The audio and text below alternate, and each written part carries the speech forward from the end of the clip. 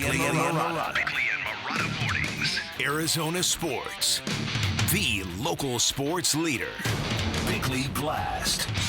Jonathan Gannon won his own private Super Bowl Sunday in Philadelphia. His team went on the road and beat the stuffing out of his former employers. He might have laid the groundwork for the firing of his good buddy, Nick Sirianni, who never once stood up and supported Gannon during the worst of times. And if Gannon is remotely human, he must be marinating in the satisfaction of muzzling and shutting down a vitriolic fan base that had blamed him for everything after that Super Bowl loss to the Chiefs. Well, guess what? Philly can certainly point the finger at Gannon now because he was a big part of the reason the Eagles lost on Sunday. But inside this grudge match, a lot of other great things happened. You saw a vintage game plan from the young offensive coordinator, Drew Petzing. You saw the makings of a powerful 1-2 combination at running back in James Conner and Michael Carter. And imagine where this team might be next season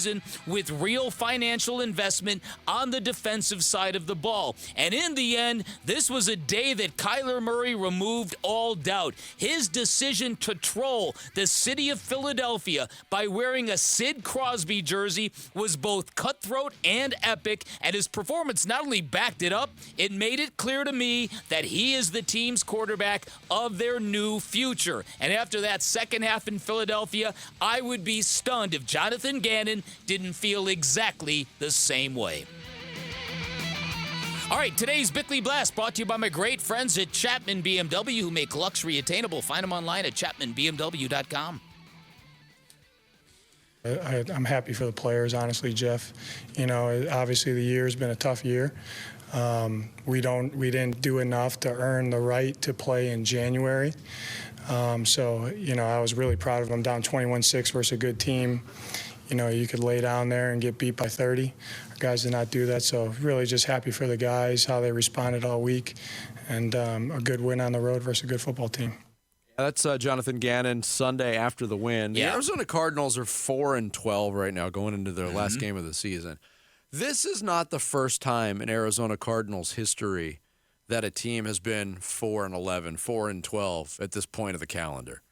But it feels a lot different than those other times, doesn't it? There have been many 5-win coaches, or worse, in Cardinal history. I don't think any of them can claim to have made the progress that Jonathan Gannon has. You heard Kyle Vanden Bosch, who is a man's man, a pro's pro, a football player who survived on motor and passion and heart and love for the game.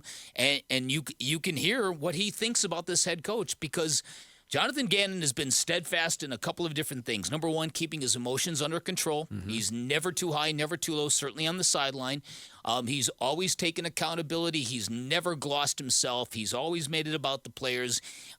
Somebody either gave him some good advice or he is very, very smart. Because when he sat down, he was very much, I would say, not necessarily comparable to Cliff Kingsbury. He wasn't in the way that Cliff Kingsbury was a stunning hire, like this guy doesn't deserve it. Jonathan Gannon paid his dues, but at the same time, he was the last guy in of a cycle, didn't think he was going to get a job, got it under some pretty bad circumstances that cost the Cardinals some draft capital, and I think the way he's responded to pretty much everything is pretty darn terrific. Yeah, I would agree with that, regardless of what happened Sunday against Seattle. I think there's, with what happened last week, that becomes a more interesting game, certainly, and closing out at home. But you touched on it with Kyle Vanden Bosch, too. And you've used the word underfunded all season long to talk about this defense. And as injuries have set in, there are, just needs everywhere.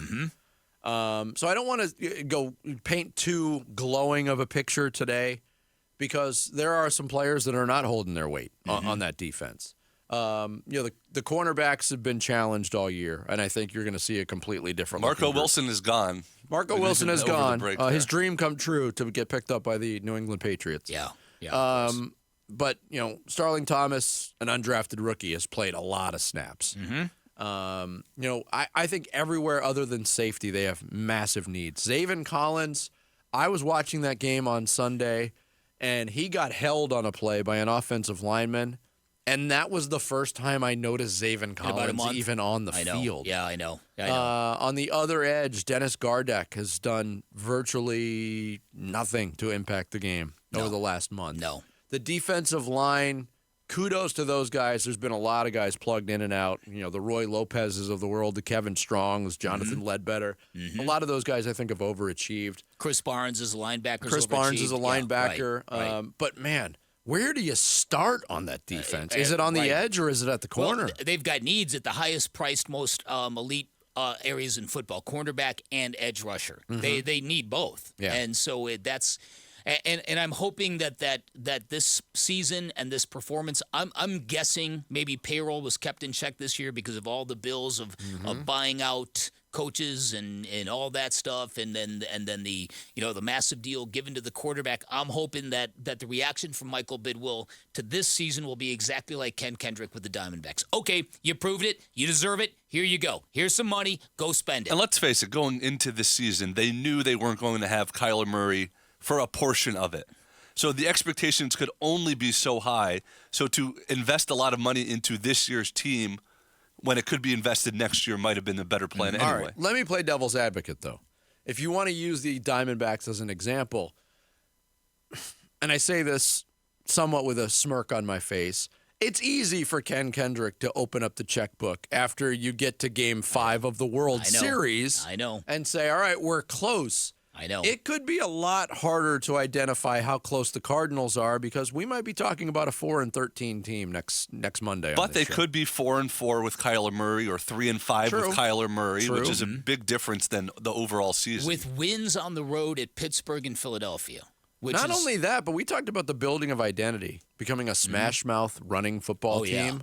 With the way that offensive line performed, kudos to them, and I can't believe I've gone this long without tipping my cap to those guys for what they did. Yeah, they were really I good. thought they were outstanding. But they've put up over 200 yards rushing this year on Dallas, San Francisco, and Philadelphia, 3 of the top teams in the NFC. That's unbelievable. That is something to hang a hat on.